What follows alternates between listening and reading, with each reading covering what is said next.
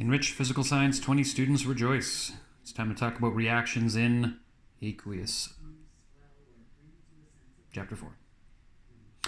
In Chapter 4 we have a number of examples.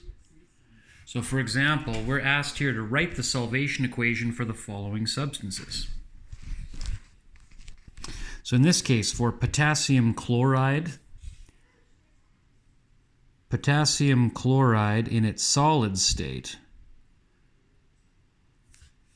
when dissolved in water, forms free ions of potassium and free ions of chloride. That is the solvation equation. When lead 2 nitrate is dissolved, here we've got Pb NO3 in brackets 2. You've got solid lead nitrate. You put it in some water, and a solvation occurs. We get 1 lead 2 plus ion in its aqueous state, and it's a free ion. It's not attached to anything anymore. It's just kind of solvated, surrounded by water molecules. And we get a pair of nitrates. So there's 2 nitrates in the formula. We get 2 free nitrates. For iron 3 iodate, here we have FeIO3 to the 3 in the solid state. When it dissolves, we end up with a free ion of iron 3 plus and 3 iodate ions in solution. 3 iodates because there's 3 iodates. It's a 1:3 mole ratio of iron ions in solution to iodate ions in solution. And finally, if you've got propanol in its, try that again, CH3, CH2, CH2OH. There you go, you got propanol. It's a liquid at room temperature, but if you dissolve it in water, it becomes CH3, CH2, CH2OH in aqueous. It's a molecule, so it doesn't ionize, as you saw in the notes.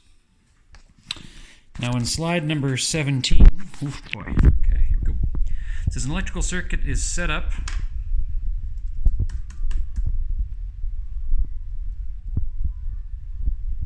There we go.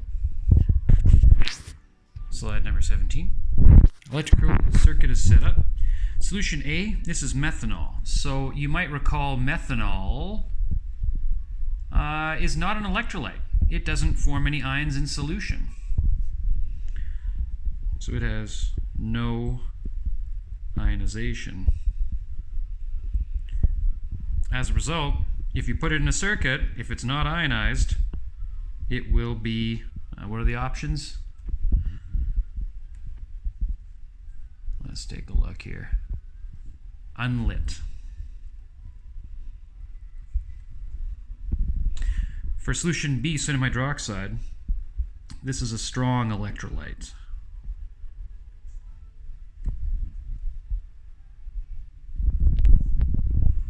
This is one of those strong electrolytes. And this will be bright.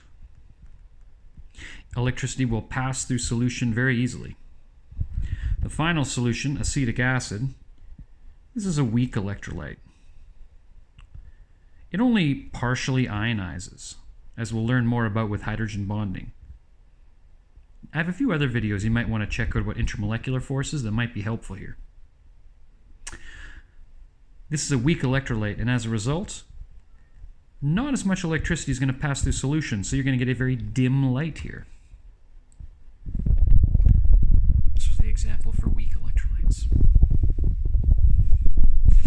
Now, here we are on slide number 24.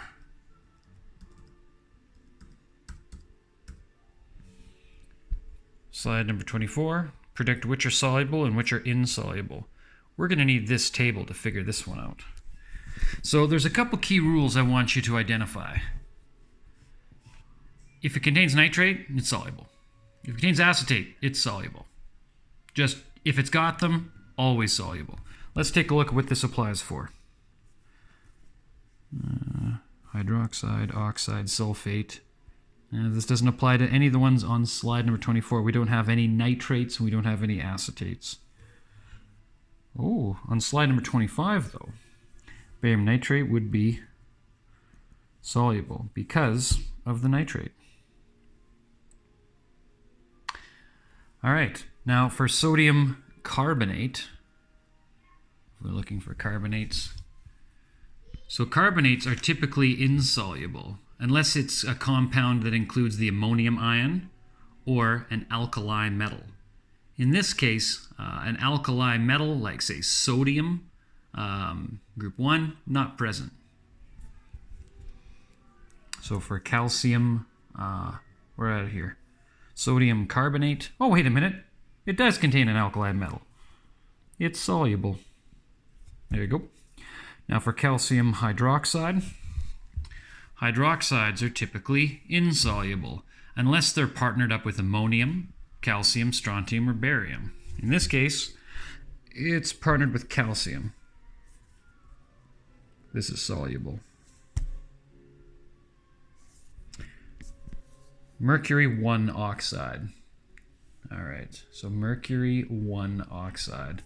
I feel like mercury 1 oxide should be insoluble. Most oxides have a very strong lattice energy and are unlikely to enter solution and are typically quite insoluble. I don't see the information on this one. I might have to make a comment at the end of this video, but I am going to peg this one down for insoluble. Very few oxides are soluble. For lead 2 sulfate, see here, sulfates are typically soluble except when they're combined with things like lead. So lead sulfate would be insoluble. There you go. Now on slide 25, we have cobalt 2 hydroxide. Hydroxide is not one of the alkali metals, group 1, and it's not one of these. So cobalt hydroxide would be insoluble. Exercise and reading tables here, right? Finally, ammonium phosphate. What you've probably already noticed here is that ammonium seems like a big exception. So if it contains ammonium, it's typically always soluble.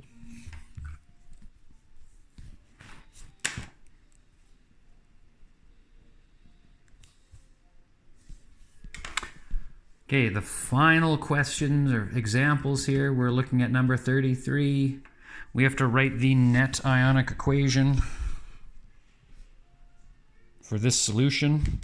So because these are aqueous ionic compounds, we should really be writing them down as Ca2 plus aqueous plus 2 chloride minus aqueous plus 2 sodium plus aqueous plus a CO3 2 minus aqueous. So if we're doing the net ionic equation, we want to split each of these ionic compounds up into their component ions. Now on the other side, we have to figure out, well, which of these two products are likely to precipitate? Well, will sodium and chloride precipitate? Well, sodium's highly soluble, so no. Our likely precipitate here would be calcium carbonate. So our calcium and our carbonate would combine to form a solid. We would be left with our 2 sodium ions still in solution and our 2 chloride ions still in solution. Now, because this is the net ionic equation, because we started with 2 sodiums and finished with 2 sodiums, they didn't participate in the reaction, so they're omitted from our final net ionic equation. We started with 2 chlorides, we finished with 2 chlorides, they're omitted from the final equation. So our net ionic equation is calcium 2 plus ions in solution will combine with carbonate 2 minus ions in solution to form calcium carbonate solid. A net ionic equation. We can try the same here. Here we've got silver ions in solution plus nitrate ions in solution plus 3 potassium ions in solution and a phosphate ion in solution.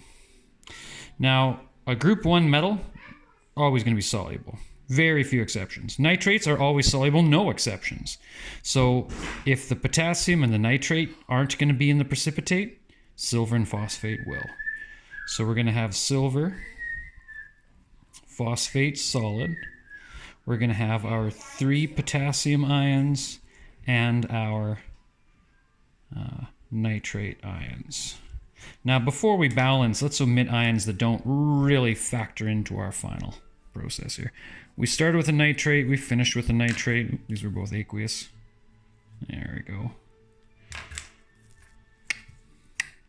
We started with 3 potassium, we finished with 3 potassium. So our net ionic equation is silver ions in solution are combining with the phosphate ions in solution to form silver phosphate. And then we get a balance. And that's our net ionic equation. Silver ions and phosphate ions in solution form silver phosphate solid.